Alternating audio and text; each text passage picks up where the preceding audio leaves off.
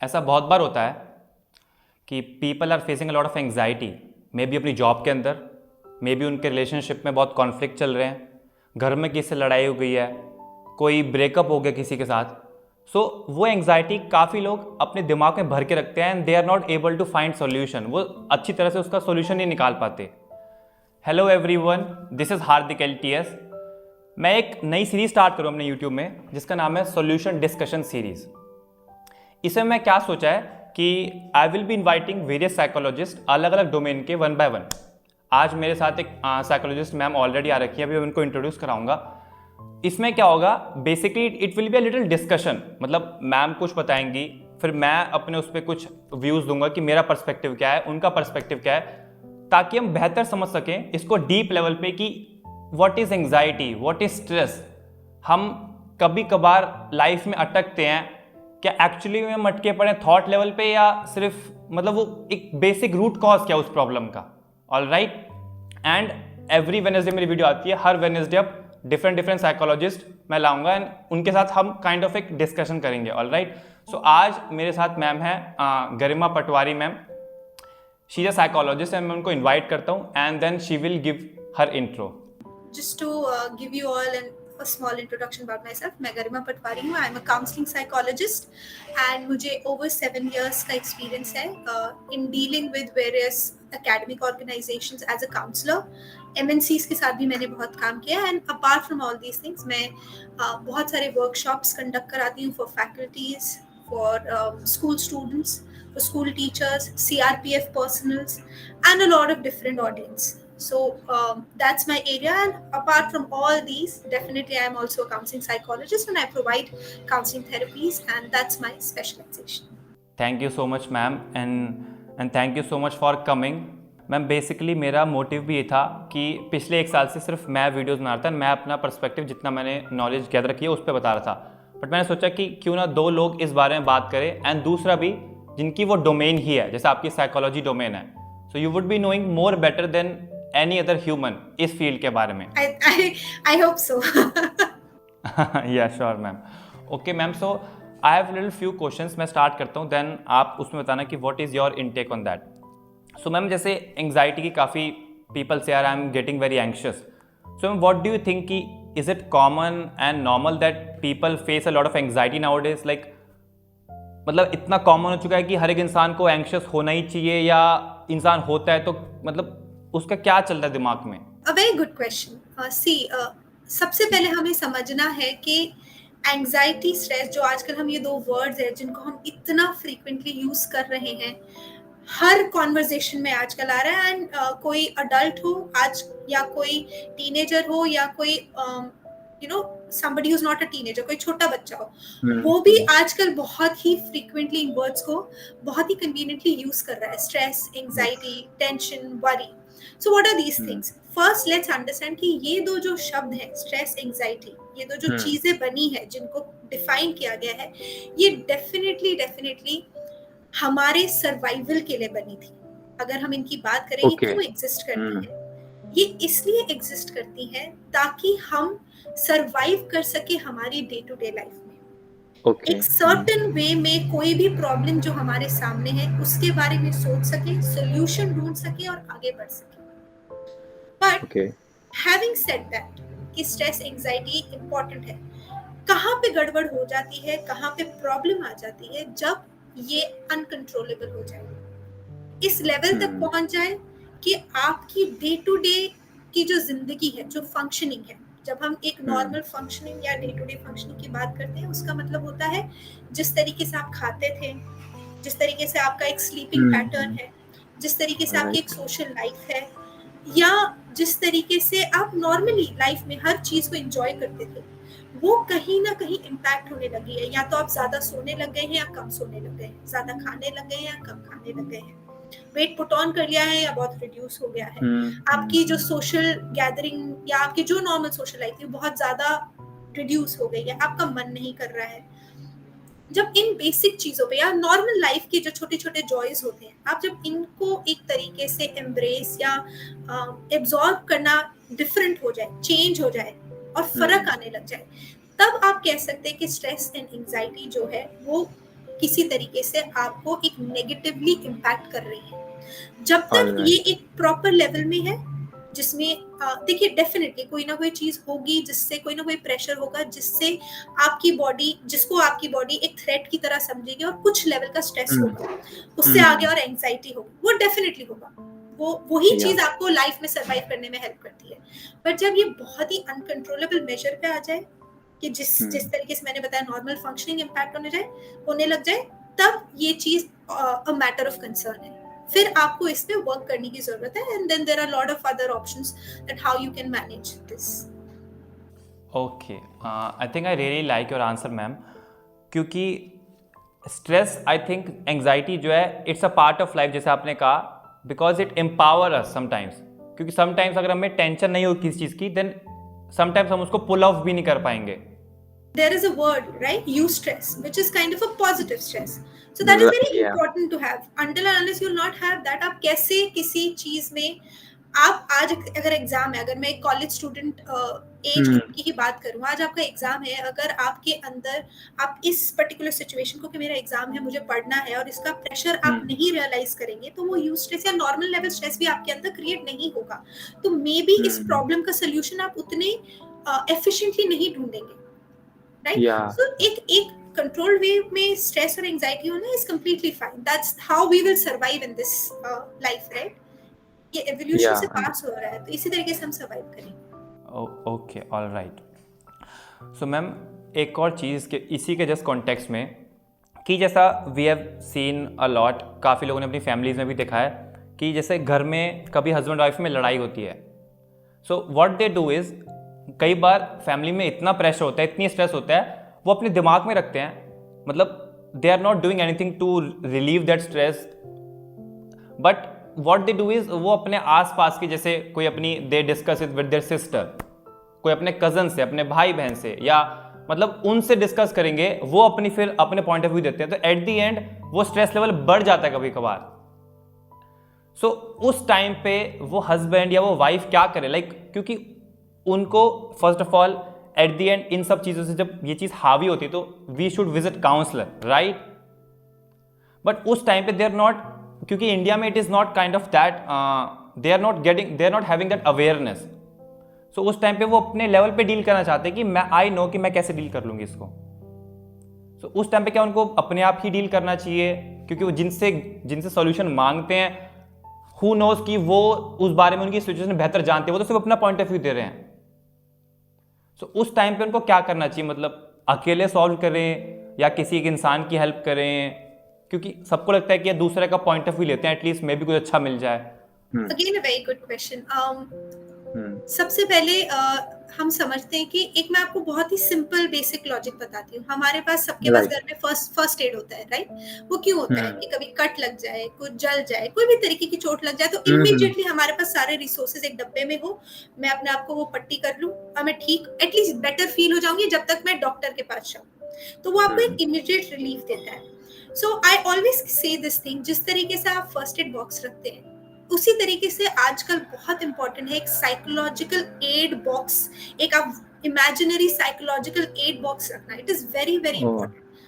Why it is important? अब इसमें क्या क्या हो सकता है? अब फर्स्ट एड में आपने बैंडेड रख लिया, बर्नॉल रख ली, पट्टी रख ली, सारी चीजें रख ली ना, जो आपको इमीडिएट रिलीफ देंगे। इसी तरीके से आप एक साइकोलॉजिकल फर्स्ट एड बॉक्स भी बना सकते हैं। अब उसमें क्या क्या चीजें हो सकती हैं? उसमें सबसे पहले, अगर आप अपने आप को ऐसा कोई भी सिचुएशन के बाद या किसी भी सिचुएशन में ऐसा फील कर रहे हैं कि ये सिचुएशन मेरे लिए बहुत ओवरवेलमिंग एज इन कि जो भी इस सिचुएशन में मेरे अंदर इमोशंस जनरेट हो रहे हैं, थॉट्स जनरेट हो रहे हैं, वो मैं नहीं कंट्रोल कर पा रहा हूँ या कर पा रही हूँ, और किसी तरीके से मुझे इस चीज से थोड़ा सा रिलैक्सेशन चाहिए, थोड़ा मैनेज करने की शक्ति चाहिए या क्षमता चाहिए। अगर आप वो नहीं कर पा रहे हैं, तो ये फर्स्ट एड बॉक्स, चोट में जैसे वो वाला फर्स्ट एड बॉक्स है सिंपल, इस तरीके की सिचुएशन में जिसमें आपका एक साइकोलॉजिकल वेलबींग आपका इन्वॉल्व है, उसके लिए एक साइकोलॉजिकल फर्स्ट एड बॉक्स रखिए। क्या हो सकता है उसमें? कोई भी ऐसा इंसान जिससे बात करके आपको लगता है कि मुझे काफी कंफर्टेबल फील होता है। somebody who will always be ready to listen to you what you're saying, and बिना किसी जजमेंट के आपकी बात को सुनेगा, एम्ब्रेस करेगा, एंड हाँ मे बी वही है शायद जो आपको उस टाइम पे कोई चाहिए होगा कि मेरी बात कोई सुन ले. Most of the time we are craving for this only, somebody who can listen to me, right? तो एक ऐसा इंसान जो आपको पता है कि मेरी बात आराम से तसल्ली से बिना जजमेंट सुन लेगा. एंड इस चीज में मैं ये भी कहना चाहूंगी कि आप उस इंसान को भी इन्फॉर्म करके रखिए कि जनरली मैं कभी कभी ऐसा हो जाता है कि मैं बहुत ओवरवेल्म फील करता हूँ या करती हूँ, एंड मुझे राइट उस टाइम पे कोई इंसान बात करने के लिए चाहिए होता है. एंड आई थिंक अगर मैं आपसे बात करती हूँ तो मुझे बहुत कंफर्टेबल फील होता है. तो मैं आपको पहले ही इन्फॉर्म करके रखूँ कि कभी भी ऐसी कोई सिचुएशन आएगी जहाँ मेरे लिए बहुत डिफिकल्ट होगा कंट्रोल या मैनेज करना, मैं आपको फोन करूँगी, राइट? तो आप उसको, हम हमेशा इमरजेंसी कांटेक्ट रखते हैं ना कि कभी कुछ एक्सीडेंट हो जाए, राइट कुछ हो जाए, तो ये आपका Yes, ma'am. Psychological emergency contact रखिए. एक ये हो गया. ठीक दूसरा, है कोई भी ऐसी चीज जो आपको पता है, क्योंकि जब अगर आप एक एज ग्रुप की बात करें जो एडल्ट है, डेफिनेटली कहीं ना कहीं हमें पता होता है कि कौन सी एक ऐसी चीज है, मोस्ट ऑफ अस अगर हम एवरेज की बात करें, कि कौन सी ऐसी चीज है जो हम मेरे को काम कर सकती है, सूट कर सकती है. तो कोई भी ठीक ऐसा है म्यूजिक है जो आपको लगता है कि आपका रिलैक्सिंग है, उसको हमेशा राइट डाउनलोडेड रखिए फोन पे. कोई भी ऐसा म्यूजिक है, कोई भी ऐसी वीडियो है जो आपको पता है कि ये देखते ही I feel a little relaxed और आई फील काम, वो रखिए अपने अपने अपने फोन में एकदम सेव के, खोलते ही मुझे मिल जाए. जैसे फर्स्ट एड ओके बॉक्स हमेशा नजरों के सामने, इसको भी नजरों के सामने राइट रखिए. कोई भी ऐसी खाने की चीज, ऐसा कोई ग्लूकोज या कुछ ऐसी ड्रिंक जो आपको लगता है मुझे थोड़ा बेटर, जैसे ग्लूकोज हो गया, नींबू पानी हो गया, या कोई भी ऐसा कोई भी शेक हो सकता है, या खाने की चीज कोई बिस्किट हो सकता है, वो हमेशा अपने घर पे अवेलेबल रखिए कि ये खा के मेरे को रिलैक्स करता है, मेरे को रिलैक्स फील होता है. या आप फोर्थ चीज कर सकते हैं कि वो एक जोन ही आपके घर में कोई कोना सा हो सकता है जहां जाके आप काम फील करते हैं. तो ये तो हुई आपकी कुछ सुपरफिशियल चीजें जो बिल्कुल आप विद इन अ क्लिक आप जाके एक्सेस कर सकते हैं. और अगर आप on a scale of 1 to 10 level of anxiety पे आप कम से कम 5-4 पे तो आ ही जाएंगे. ये एक ओके आपका साइकोलॉजिकल फर्स्ट एड किट है. इसके अलावा क्या फिर भी आपके लिए हर बार जब आपकी कोई इस तरीके की कॉन्वर्सेशन या कोई ऐसी सिचुएशन होती है, आप बहुत ओवरवेल्म फील करते हैं, तो आपके लिए बार बार ऐसी प्रॉब्लम या ऐसा कंसर्न अराइज हो रहा है, तो डेफिनेटली मेरा यही सजेशन होगा कि ये फर्स्ट एड किट तो है ही, इसके अलावा भी आप किसी एक एक्सपर्ट से, किसी प्रोफेशनल से हेल्प सीख करें, ताकि ओके ये एक पैटर्न ना बन जाए. मेन एम हमारा यही होता है कि हमें इसको पैटर्न बनने से रोकना है. सी once, twice, thrice, 4 times it's okay, but we have to stop it from becoming a pattern. क्योंकि जैसे ही पैटर्न बना तो वही जो मैंने पहले बोला था, आपकी नॉर्मल फंक्शनिंग इम्पैक्ट हो जाएगी. जैसे ही नॉर्मल फंक्शनिंग इम्पैक्ट हुई, धीरे धीरे आपका डिसऑर्डर में कन्वर्ट हो जाएगा. सो यहीं पे आपको इस चेन को रोकना है. अगर आपको लगता है कि हर बार जब मेरे लिए कोई स्ट्रेसफुल सिचुएशन आती है मैं एंग्शियस हो जाती हूँ, और वो इस लेवल तक हो जाती हूँ कि मेरे से कंप्लीटली कंट्रोल नहीं होता, या मैं बिल्कुल किसी एक बेसिक चीज पे भी मैं एंग्शियस फील करती हूँ, then that's a time where you should introspect and approach somebody who is an expert in this field, like a counseling psychologist, clinical psychologist, or a general psychologist, whatever is easily available in your case, somebody who's expert in this field. Okay ma'am I think I have, मतलब ये मैंने बहुत पहली बार सुना है कि this is psychological first aid box, and it is kind of very creative also, कि कहीं ना कहीं डॉक्टर पे वी आर ऑलवेज रेडी, मतलब कुछ चोट लगी तो पट्टी तुरंत बांध दी, सेवलॉन लगा ली, डिटॉल लगा ली, बट इस तरह से हम सोचते नहीं हैं. एंड साइड बाय साइड जितनी हमारी फिजिकल हेल्थ इंपॉर्टेंट है, mental health is also very much important, and you would also agree with this. Definitely. See, these are two equal sides, equal areas. अगर फिजिकली फिट होने के लिए आपको mental health चाहिए, mentally fit होने के लिए आपको फिजिकल हेल्थ चाहिए. हम रोज आजकल स्पेशली कोरोना के टाइम में, पैंडेमिक के टाइम में, हम लोग फिजिकल इम्यूनिटी की बात कर रहे हैं ना, हम काढ़ा पी रहे हैं, बहुत सारी चीजें हमने करी पिछले 2 साल के ड्यूरेशन में, पर हम भूल गए एक एस्पेक्ट है मेंटल इम्यूनिटी, है ना. Physical immunity constantly we've been talking about, but there is a concept and a very very valid concept, that is mental immunity. How much have we worked on that? What do we know about that? Leave working upon that. How much do we know about it? There are a lot of people who will not also understand these two terms. So कितना हम पहली बात तो जानते ही हैं इसके बारे में. तो वही है कि जिस दिन हम इसको इक्वल लेवल पे इस मेंटल इम्यूनिटी या मेंटल वेलबींग, मेंटल हेल्थ को इक्वल लेवल पे कंसिडर करने लगेंगे, हम शायद जिस तरीके से एक पेट दर्द को ट्रीट करते हैं उसी तरीके से कोई मेंटल हेल्थ कंसर्न को भी हम उतना ही इक्वली ट्रीट करने लग जाएंगे, and which is I think the need of the hour, specially पिछले 2 साल में हम ये बहुत अच्छे से समझ चुके हैं. Right. Totally, I agree with it. And one last question I want to ask. So ma'am, जैसे कई बार मुझे भी कभी टेंशन होती है, मतलब कोई भी चीज़ की टेंशन है, जैसे कभी बार यूट्यूब से रिलेटेड होती है या मे बी अपने कोर्स से रिलेटेड होती है.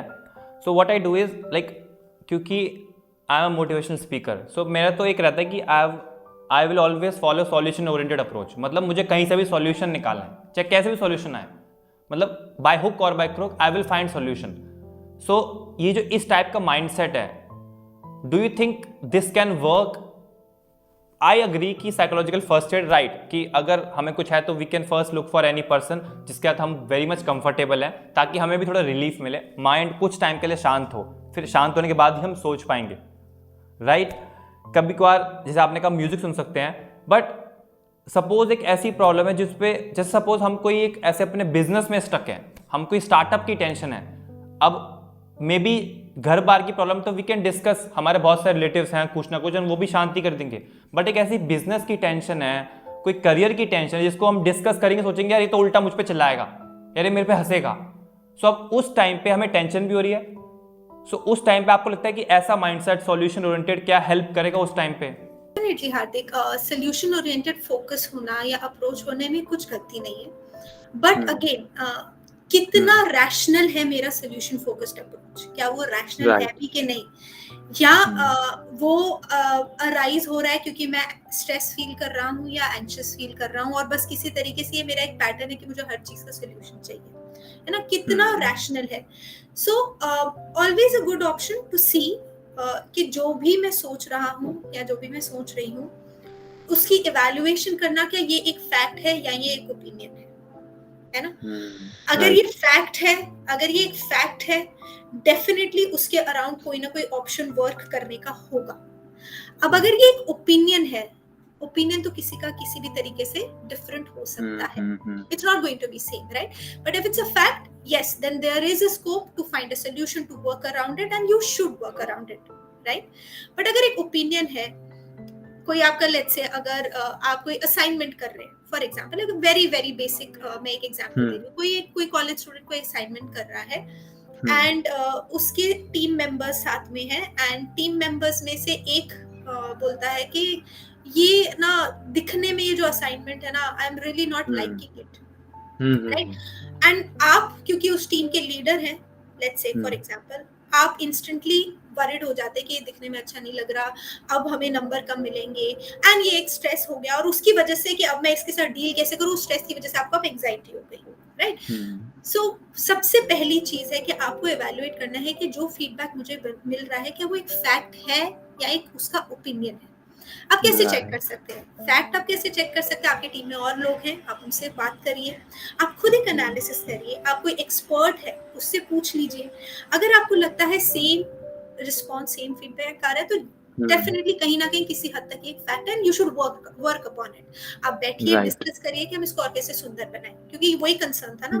अब अगर ये सिर्फ उस एक इंडिविजुअल का ओपिनियन है जो कि उसको पूरा हक है होने का, रखने का, किसी भी तरीके का परसेप्शन होने का, ओपिनियन रखने का, सब्जेक्टिविटी सबको अलाउड है ना.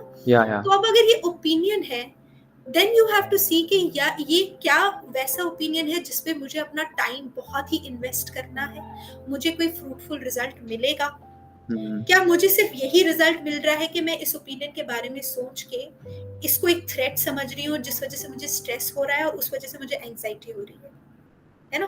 तो वो आपको वहीं पे अपने आप को स्टॉप करना है, ये एक प्रॉपर इवैल्यूएशन करनी है, वेदर इट्स अ फैक्ट और an opinion, right? Then proceed कि हाँ जी इसका क्या सोल्यूशन है. And definitely like you are saying कि हर बार इट्स नॉट पॉसिबल कि हर से कोई ना कोई बात डिस्कस कर ले, हर से हर चीज डिस्कस कर ले और सामने से वैसे ही गाइडेंस या उसी तरीके का सपोर्ट मिले.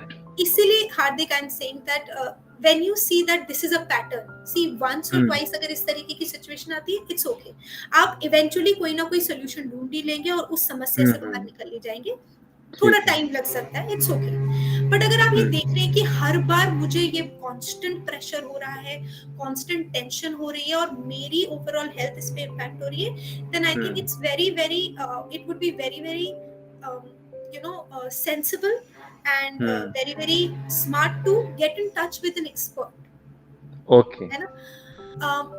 Again you know I keep saying these examples again, आप घर पे कोई चीज ऊपर नीचे हो जाती है, आप अपनी पूरी कोशिश करते हैं ना, कोई नल नहीं चल रहा, पूरी कोशिश करते हैं कि ठीक अपने है। लेवल पे हम ठीक कर लें, आपका सोल्यूशन राइट। फोकस्ड अप्रोच है, नहीं मुझे हाँ, तो इसको हाँ। ठीक करना है ना। आप बैठ के कोसते हैं हाँ। क्यों क्या, बट इवेंचुअली जब आपसे ठीक नहीं होता है आप बुलाते हैं ना प्लम्बर को, राइट। है ना। वही है, आप कोशिश करिए, बट अगर आपको लग रहा है कि आपसे नहीं मैनेज हो पा रहा है, आपसे नहीं बिल्कुल ही मैनेज नहीं हो पा रहा है, seek help from an expert. अब वो एक्सपर्ट कोई भी हो सकता है। अगर आपकी बिजनेस रिलेटेड प्रॉब्लम है, आप किसी बिजनेस एक्सपर्ट से पहले बात कर सकते हैं, instead of going to a, if you feel that you are not comfortable you know in going to a mental health expert and you think that your problem is business related problem, not mental health related problem, आप business expert से पहले अपना opinion सीख कर लीजिए। Right. Still problem persist करती है, then I would say that you should definitely approach a counselor or somebody who's an expert in this field. Okay, all right. I think I'm just summing up कि अगर आपको किसी भी type की कोई tension है या स्ट्रेस है किसी भी चीज़ का, फर्स्ट ऑफ ऑल ऑब्वियसली आपको सॉल्यूशन ओरिएंटेड अप्रोच तो होनी चाहिए कि I have to find a solution. कोई मेरे लिए मेरी आके हेल्प नहीं करने वाला। अब वो हेल्प इधर मैं किसी से मांग के करूँ या मैं खुद करूँ, दैट इज़ बोथ तरह से हेल्प। किसी से मांगना भी हमारा सॉल्यूशन अप्रोच ही है, हम खुद कर रहे हैं, that is also solution approach. But अगर चीज़ें बार बार रिपीट हो रही हैं, लाइक यू सेड पैटर्न में आ रही हैं, सो उस टाइम पे it is very much like ऐसा होना चाहिए कि हम किसी एक्सपर्ट के टच में आए। We should find expert in that field. या हमें मेंटल स्ट्रेस है या हमें अगर बिजनेस स्ट्रेस तो बिजनेस के एक्सपर्ट में आए, करियर तो करियर के एक्सपर्ट में आए, ताकि वो हमें बेहतर अप्रोच दे सके एंड इस तरह से we can tackle that problem. Very nicely summed up, Hardik. And only one thing I would like to add, because we are talking about anxiety and we are talking about stress. Yes. Sometimes due to stress and anxiety, इतना overwhelming situation हो जाती है कि कई बार आपको time नहीं मिलता है, या शायद आप उस माइंड स्पेस में नहीं होते हैं कि आप खुद से सोच सके। तो उस चीज में फर्स्ट एंड फॉरमोस्ट जो चीज आपको करनी है, ये आपको ध्यान रखना है कि अगर आपको ये समझ आ रहा है कि मेरा यहाँ पे मेरे को ना सीना बिल्कुल घुटन हो रही है, पसीना आ रहा है, हाथ कांप रहे हैं, बस कुछ समझ नहीं आ रहा है, एकदम धड़कन ऐसा लग रहा है हार्ट अटैक आ जाएगा, these are some symptoms of anxiety attack, right? अगर ऐसी सिचुएशन है, सबसे पहले आप कोई भी जगह जो आपको आसपास दिखती है आप बैठ जाइए। सबसे पहले बैठना बहुत जरूरी है, बैठना बहुत जरूरी है। आप, क्योंकि आप ऐसी सिचुएशन में अगर आप अकेले हैं तो बहुत इंपॉर्टेंट है आप किसी को इन्फॉर्म करें कि मैं ऐसा फील कर रहा हूँ या कर रही हूँ, राइट? आप थोड़ा सा पानी पीजिए, उसके बाद आप ये साइकोलॉजिकल फर्स्ट एड हमने जो बोला है उसमें से आप कोई भी ऑप्शन ऑप्ट कर सकते हैं। इसके अलावा जनरली हार्दिक बहुत सारी ऐसी एक्सरसाइजेज हैं जो एंजाइटी में हेल्प करती हैं। अगर मैं एक ब्रीदिंग एक्सरसाइज बोलूँ तो फॉर एग्जांपल 4-7-8 ब्रीदिंग एक्सरसाइज होती है, जिसमें आप 4 टाइम इनहेल कर 4 काउंट्स तक इनहेल करते हैं, 7 काउंट्स तक होल्ड करते हैं, 8 काउंट्स तक आप एक्सहेल करते हैं। तो ये आप 5-6 बार करिए। और कई बार ऐसी सिचुएशन में, जैसे फॉर एग्जांपल आप अपनी स्किन फील कर सकते हैं, आप फील करिए कि मेरा हैंड स्किन के अगेंस्ट कैसा फील हो रहा है ना? अच्छा। आप झटक सकते हैं, आप ऐसे कर सकते हैं, ऐसे कर सकते हैं, फील करने की कोशिश करिए। आपके अगल बगल में आपको कौन सी आवाजें सुनाई दे रही है, उस पे अपना अटेंशन लाने की कोशिश करिए। आपको कौन सी चीजें दिख रही हैं, उस पे अपना अटेंशन लाने की कोशिश करिए। छोटी छोटी सी कुछ क्विक या सुपरफिशियल मैं कहूंगी क्विक टेक्निक्स है जो उस समय आपको बचा सकेगी, बचाना नहीं, उस समय आपको मैनेज करने में हेल्प कर सकेगी। बट यस, इवेंचुअली अगर ये पैटर्न बनता जा रहा है, that's my definite suggestion. Yeah all right, I think thank you so much ma'am. ये वीडियो आने वाले टाइम में जितने भी लोग देखेंगे, I think they will definitely learn something कि mental health is also very much important as a physical health. सिर्फ एक्सरसाइज ही नहीं करनी, दिमाग की भी एक्सरसाइज करनी है। एंड कभी लगे दिमाग में कुछ दिक्कत है, स्ट्रेस है, तो definitely we should find solution either professionally या अपने लेवल पे। बट उसको हमें इग्नोर नहीं मारना। जनरली इग्नोर मार के वो बड़ी तरह से प्रॉब्लम हम पे भारी पड़ सकती है। And thank you so much for coming. I would really want ma'am कि आगे भी आने वाले वीडियोज़ में कभी अगर आप पे if you are free and I am also free, then definitely हम एक और ऐसा कोलैबोरेशन कर सकते हैं किसी और डिफरेंट टॉपिक्स पे, and I would like to know your perspective definitely at that time. Karthik, it would be my pleasure completely. Thank you. Thank you so much. Okay, thank you so much guys. मिलते हैं next Wednesday. एक चीज़ याद रखनी है बस, life में ना हार नहीं माननी, कुछ भी हो जाए. देखो मैं तो एक ही अप्रोच कहता हूँ कि हमें एट दी एंड LTS बना के छोड़नी है, that is life total set. इस चीज़ पर फोकस करना. Every Wednesday I will try to invite one psychologist, ताकि हम डिफरेंट तरह से बात कर पाएँ. क्योंकि एक तो मेरा पर्सपेक्टिव हो गया, एक जो उस इंसान जिसकी वो फील्ड है वो डेफिनेटली हमसे बेहतर ही जानता है, क्योंकि उसने उस चीज़ में पढ़ाई करी है, राइट. मिलते हैं next Wednesday. Enjoy life. Bye bye.